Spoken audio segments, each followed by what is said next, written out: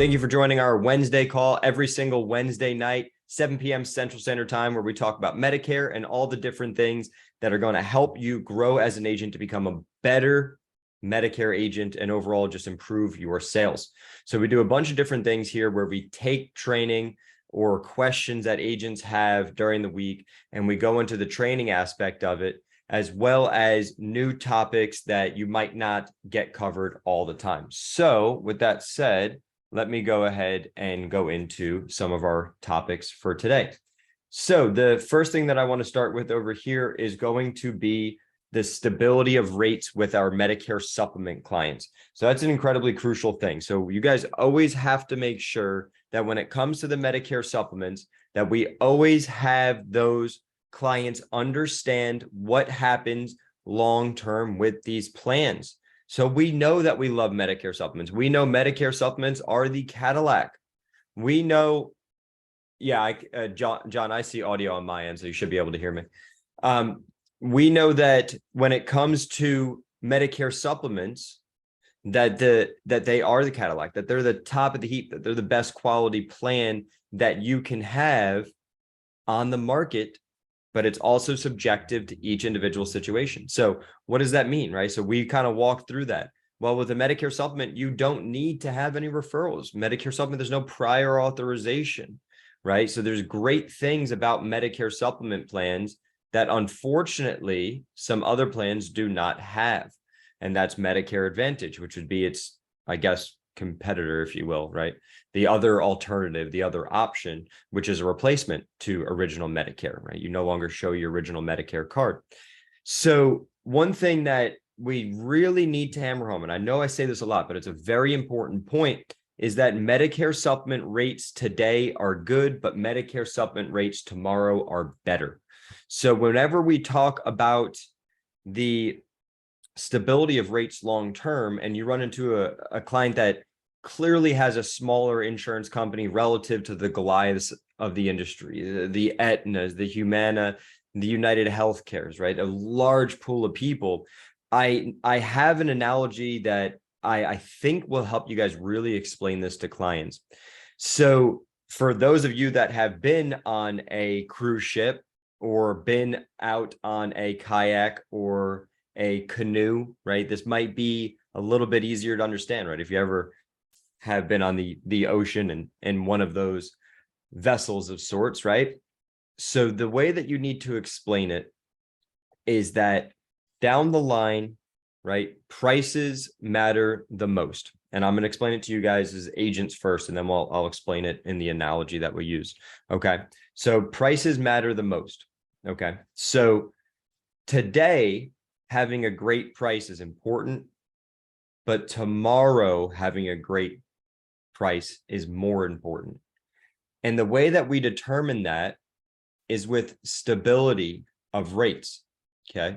So what do I mean by stability of rates? So the stability of the rates, that's going to come from the amount of people in the pool, the size of the pool, and the health of the pool. Okay, so the larger the pool, you can have more unhealthy people in the pool, but it's going to be offset by the healthy people that just pay the premium and don't use the health insurance. It's as simple as it is. Okay, so what happens to these smaller companies? Let's talk about it. So the smaller companies that have a pool of people, let's say that is only 15,000, 150,000 people, right? Small pools and relative to the other ones, right? 150,000 is pretty good. But you know, there's obviously larger carriers out there. So let's say, for example, that company has claims come in. So the way that it works is premiums come in. After the premiums go in, the claims get paid. Money comes in, money goes out, right? It's the way that it works. So what happens with the Medicare supplements, okay, is if they are not profitable, they go to the DOI of their state, the commissioner, right? And they say, hey, right, we spent 95, we spent of all the money that came in, right? We lost 5% on our plan G for this year. So what we need is to increase our premium by 5% to offset our loss, right? To offset our loss of 5%. So the way that they do that is they go to the DOI, and they have to provide their financials and whatnot and really prove that they legitimately lost 5% on that pool of people for that plan. Once they do that, the commissioner will then say, yes, based on all this information, you are able to get the plan increase in premium. We're going to give you that by 5%. So if they have this smaller pool of people that's continuously aging, right, and not having a lot of new blood coming into it to offset that risk, that price is going to go up over time more catastrophically than the larger pools. Okay. So what's an easy way to kind of tell this to the client? All right. So let's paint a picture. So Ms. Mary, just imagine you're going out into the ocean. Okay. And when you're out in the ocean, okay, if you have a kayak, when you're just getting out, it's going to be pretty smooth. But the further out you get into those rockier waves, right, you're going to feel a lot more that instability where it's not stable, right? You're going to feel a lot more of those waves than you would. But if you are in a cruise ship, a lot more people, you don't even feel the waves. You don't even feel as if the ship is moving at all, swaying, moving. And if you do, it's very little, right? So some companies might go up by 5 or 6%. Some companies might go up by 1 or 2%, right? The 1 or 2% anyways is usually going to be the rising cost of healthcare due to inflation. So that's just a normal amount to go up, which is why they increase your Social Security check every year with what we call a COLA, the cost of living adjustment. Okay. So that's an analogy that you want to explain to the client, and make sure we're really explaining the plan Fs as well. So anytime that you're sitting down with a client that has a plan F, you should not be leaving that home unless they are not healthy and they don't qualify to move from one plan to the next from an underwriting perspective. You should not leave that home and they're still in a plan F. I mean, the reality is exactly what I just explained. That is a pool of people that is forced to shrink because there's less people that are in the pool and no new blood coming in. So that's a big thing for you to understand. So 1 second, just had an agent just calling from in the home. So, all right. So that's really, really crucial. All right, next. So what else is really important? Just explaining that to your clients. And it's even worse with a plan F because a smaller company that has a plan G that you're adding new blood into, at the very least, you can increase the pool of people and have new blood come in. But if it's a smaller company and a plan F, that's even worse. Even if it's a larger company and a plan F, long-term rate stability obviously is not going to be good. It's going to be lower people. They're going to have to go lobby to the Department of Insurance and say, hey, we need to increase our rates a little bit more. So that's super important. So 1 second. Okay. Next, let me go into the next one. Go over here to the next section, which is, okay, so some questions that I got this week. Let me go to the next one over here. Another really good thing, this is what John and I talked about. I said this a while back. Sorry, 1 second. Just need to know if I can use the SEP for moving out of the area. Yes, you can. So there's a special election period that this agent is trying to use. So let me see, change of residence. So I'll actually read this question because it came in live. So need to know if I can use the SEP for moving out of the area. Client had Blue Cross Blue Shield of California, and now they're, in a different state now. So when someone moves from one area to another, There's AEP, OEP, that stuff doesn't really matter for a Medicare Advantage plan. You have a special election period, which is called change of residence. And so the change of residence gives you the ability to change from one plan to another when you move out of what's called that plan's service area. Okay. So you can move, and then you get the SEP. I had a guy that moved from Pennsylvania to Texas, and he needed help, can't keep the same plan. You're out of the plan service area, you're about to incur all that cost. So luckily he was able to get a plan change when he moved here in the middle of the year. It's probably like May or June. All right. So the question that or what John and I we were going over, his client was having trouble remembering all of his medications. So you're able to log into Medicare.gov, and then you can go to their medication tab, and you can, when you're about to compare plans, it says, do you want to add medications? You click that, and it tells you all the medications that it's going to pull from. So you'll see that it pulls the medication data, and I'm almost certain it pulls it from the pharmacies themselves, right? Wherever they're getting it filled.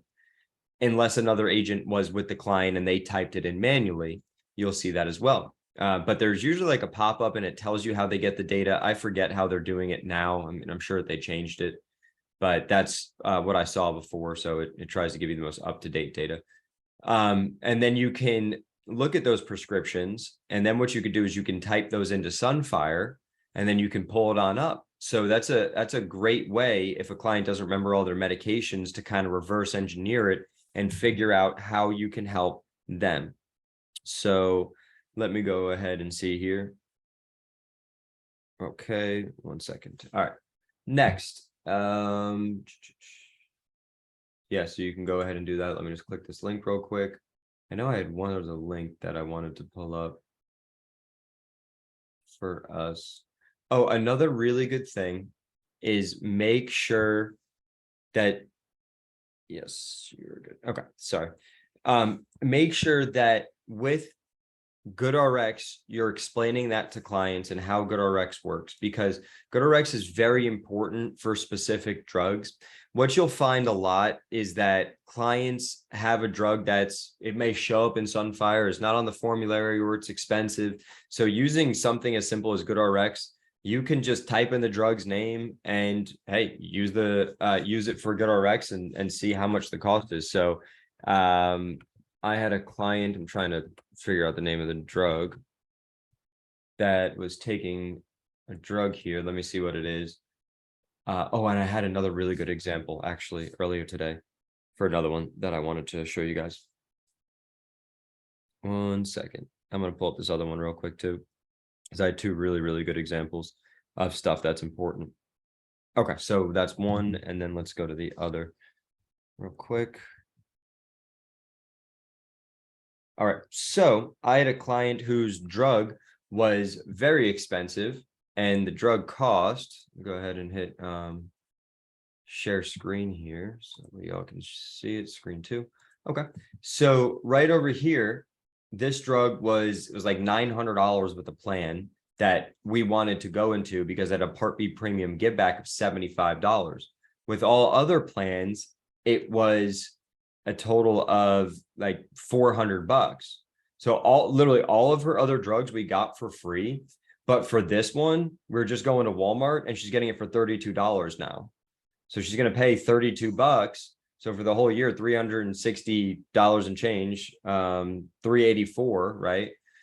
385-ish, whatever it is. So she's going to now have that dollar amount to pay, which is the same as the other plans for this drug that she's taking. Whereas if we were using the formulary itself, if we were using the prescription drug plan itself, we would not have been able to get that cost, and the plan would not have made sense for her. So that was so important. We're like, oh, okay, so let's look at some alternatives to make sense. So we ended up being able to save her $75, because she goes to her specialist twice a year, and she goes to her primary twice a year. So we saved her $75 per month. That's $900 for the year. And then in addition to that, we got all of her drugs that she was paying for. Out of these 6 drugs, she was paying a total of, let's see, it was like about like $600 a year. We now reduced her drug cost for 5 out of the 6 drugs to 0. And then we take this drug cost, which is now $32 and change, multiply that by 12. So we're coming up with close to 300, let's just call it $380. So now she's paying only $380 from the $500 or $600 some odd dollars that she was paying. And now she's also saving $75 per month, which makes that drug that's $32 and change essentially free, right? It's now paying for itself and then some. So she's still winning overall. So that worked out great. John, I see you got your hand raised. Let me go ahead and hit ask to unmute there, buddy. Hey, hold on. Just wanted to expand a little bit on the Medicare.gov. Can you hear me okay? Should be good. It says unmute on this end. My audio is probably not coming out of my speaker system. All right, go ahead, John. Sorry, I should hear you now.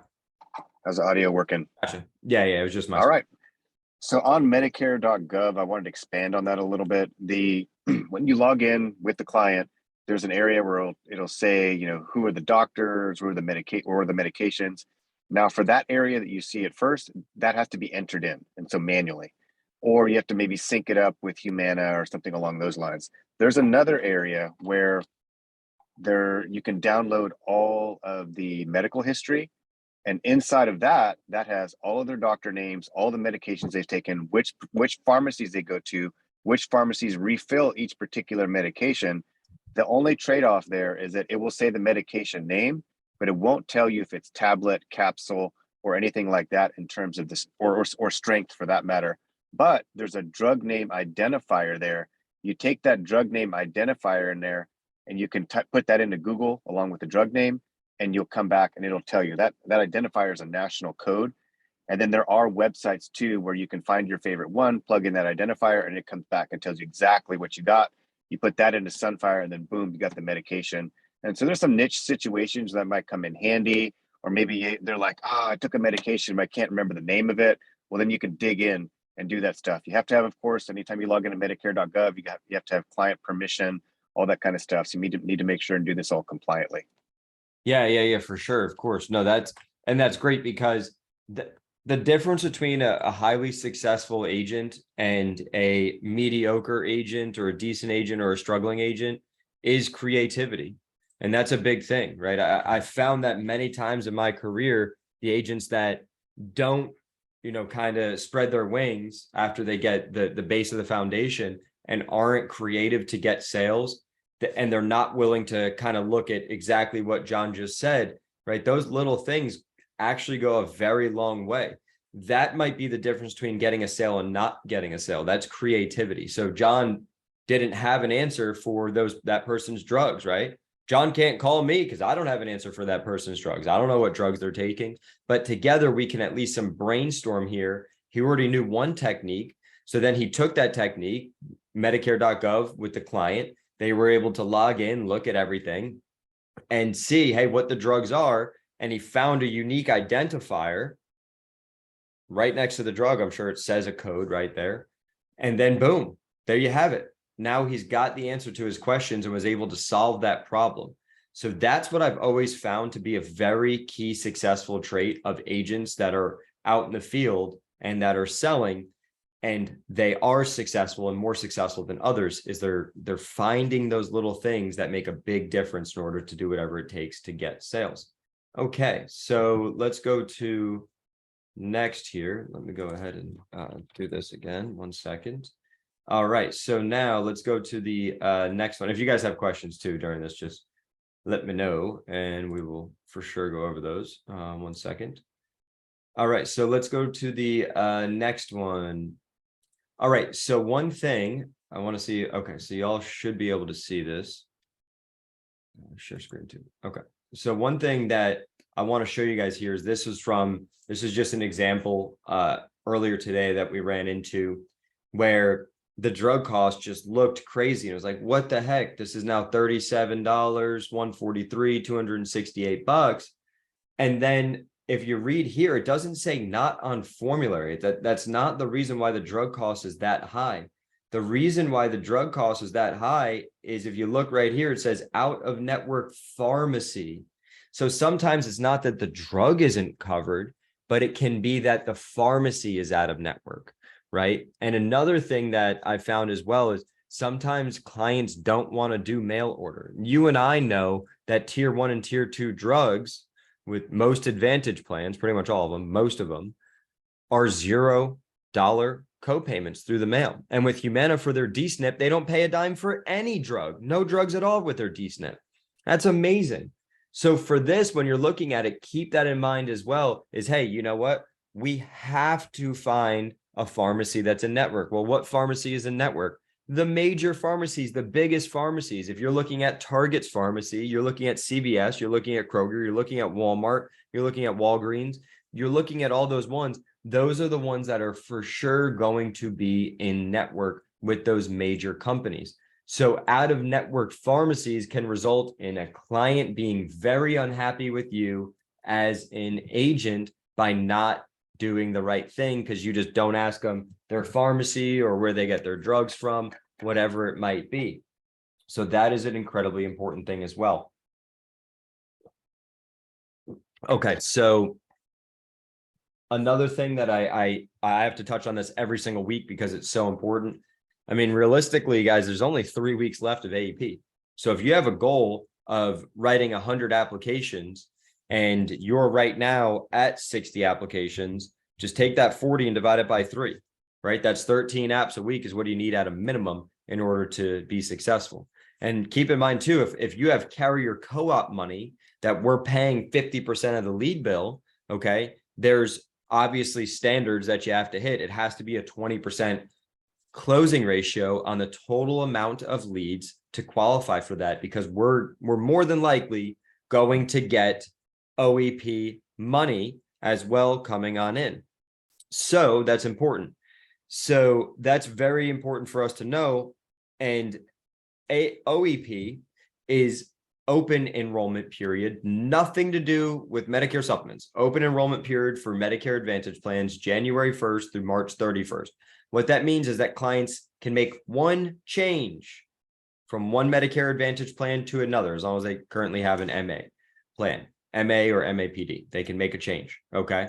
So it's nothing to do with Medicare supplements and changing a Medicare supplement. It's an MA plan to an MA plan change is what they'll be able to do during OEP. That's January 1st through March 31st.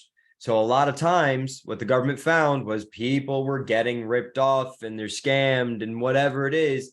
And it's a huge headache full of complaints, bogging down Medicare, CMS, they're calling in to complain, right? Because someone called them over the phone, which is the whole reason why we have regulations and the whole reason why they rolled out OEP again, because it used to exist and now it's back. And now they were in this plan that they got enrolled in.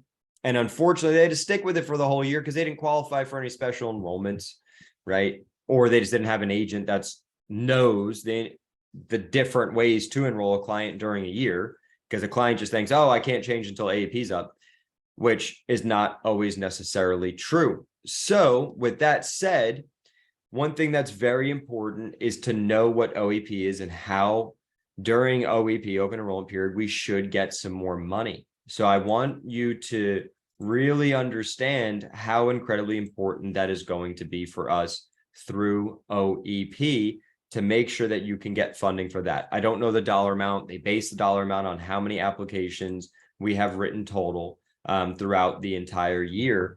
And obviously, you know, we want to have more applications come in, right? We want to keep slamming the apps and crush our numbers from last year. We're doing good, but we're not doing as great as we'd like to be. So if you have leads, you're buying leads and you're not hitting your numbers, just get with me and we can have a personal conversation. Some people are just absolutely freaking crushing it. So I think for those of you that are doing a great job and you're going out there and you're really hustling, you know, just keep doing whatever you're doing because it's clearly working. And now let me look at the next question that we had over here. Okay, let's see next. Hospital indemnity plans. Make sure that you're pitching those hospital indemnity plans. Those are very, very important. 1 second, let me just turn this.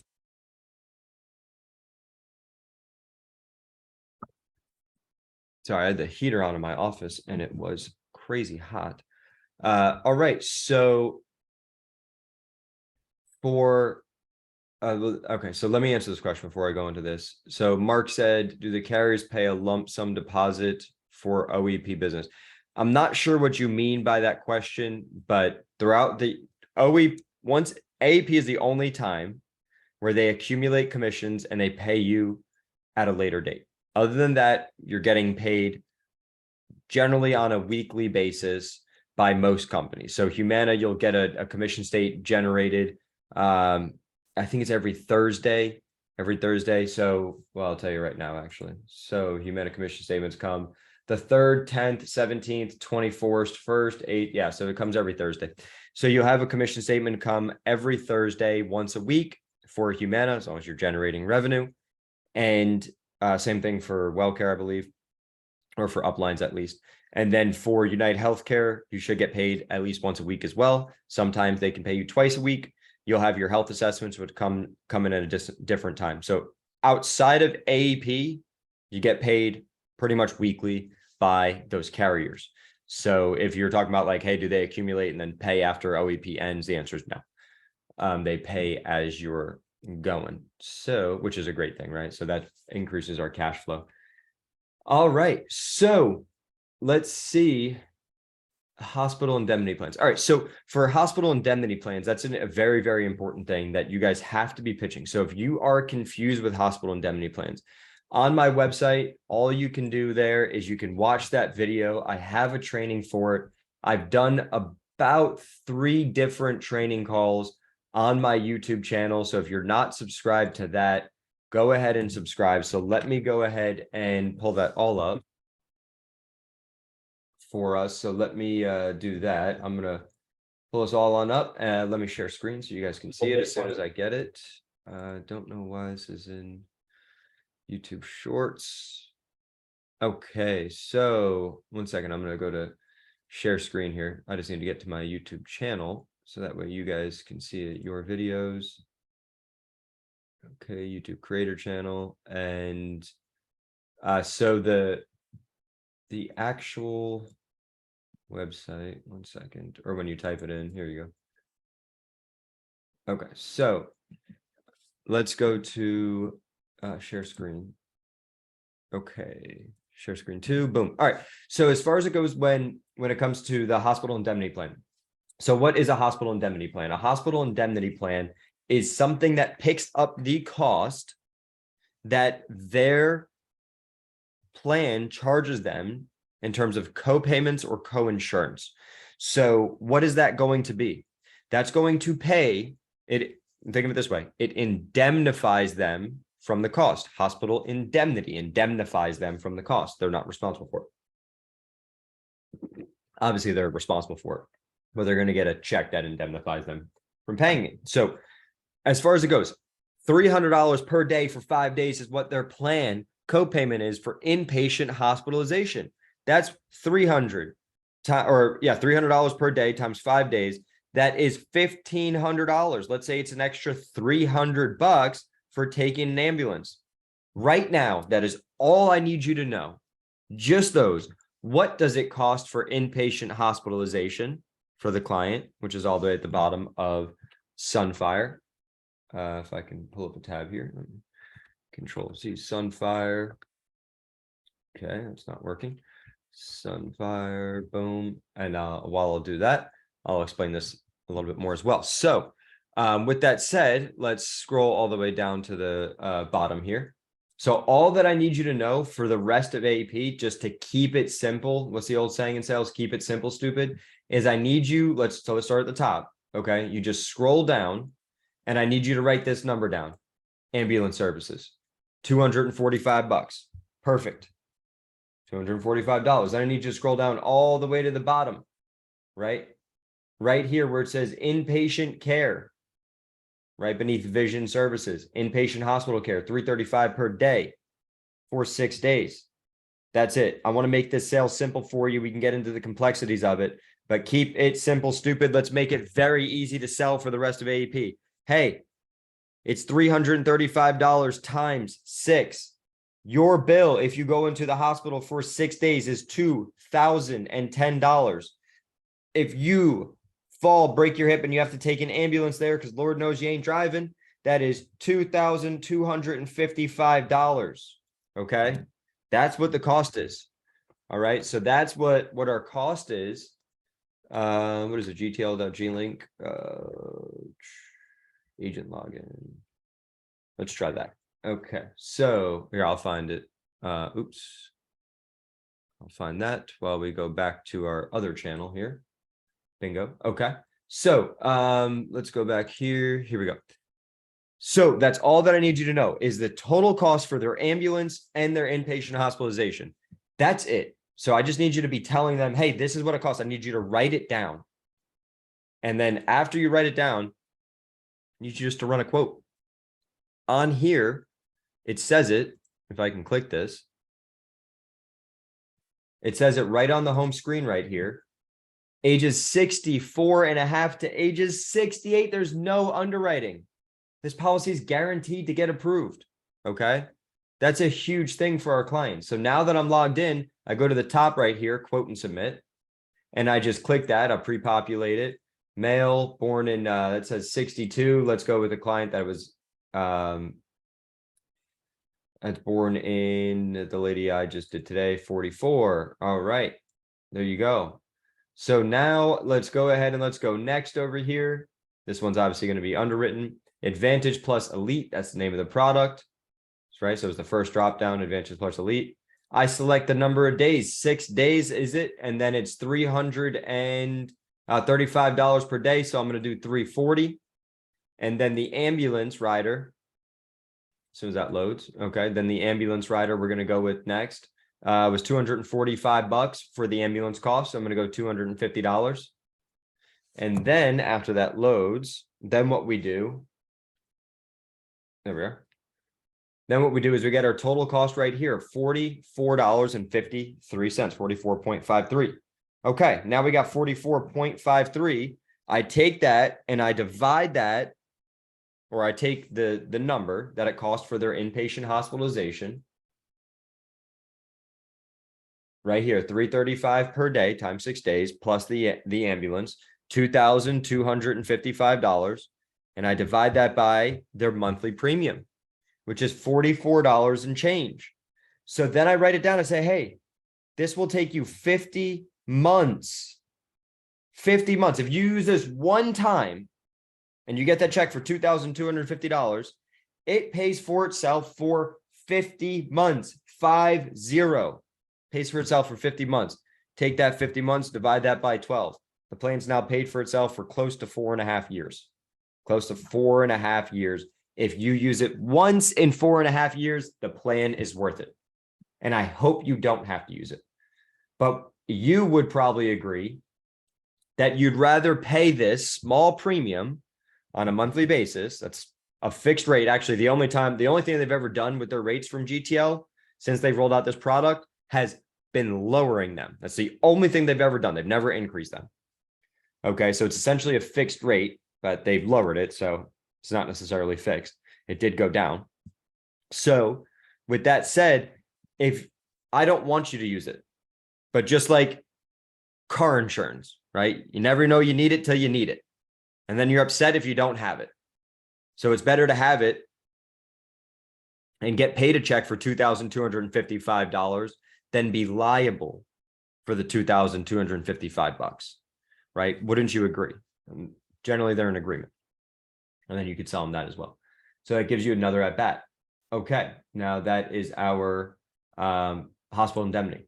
So the video that I send out every single week is usually a recap video. On that recap video, you're going to have my channel, which is Final Expense Mastery. It's a free training. You can go ahead and subscribe to that channel.